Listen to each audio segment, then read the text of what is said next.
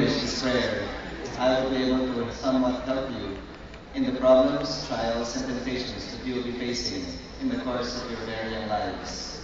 This short prayer has helped me in the many trials I've faced ever since I entered politics in 1998. I make no attempts at making it appear I am religious, for I am not. I make no attempts at even teaching you how to pray. Allow me nevertheless to end my speech by quoting for you a very short prayer. If you're familiar with it, please nevertheless bear with me. It goes, Lord, grant me the serenity to accept with patience the things that I cannot change.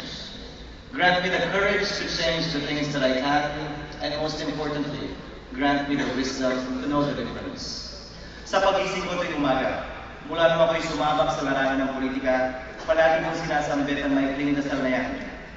Bigyan sana ako ng Panginoon ng kapayapaan sa aking pag-iisip, na matanggap ang hindi ko kayang baguhin sa mundo ito. Sana kasabay niyan, bigyan niya ako ng tapang at ng lakas, na baguhin ang kaya at dapat kong baguhin sa buhay na ito. At higit sa lahat, hinihiling ko na sana bigyan niya ako ng pag-unawa. Pag-unawa na makita ang pagkakaiba ng dalawang yan. Naway sa bawat hamon at pagsubok na aking kaharapin, magtagumpay man ako mabigo. Di ko isipin na ito'y walang dahilan at walang kakainatnan. Naway mabigyan din kayo ng tulong na maikling dasal na yan. Sa anumang problema o pagsubok na ibabato sa inyo ng tadhana.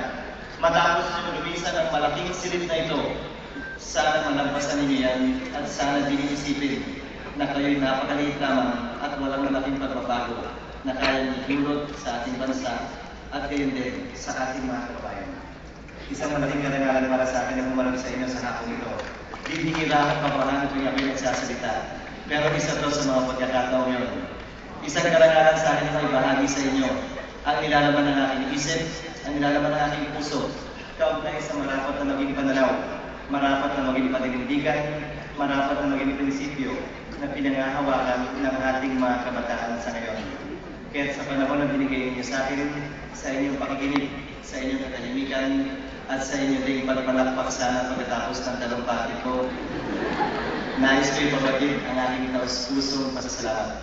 Salamat na inanyayahan niyo ako at ginawa niyo akong bahagi ng inyong buhay sa hapon ito. Again, thank you and good afternoon.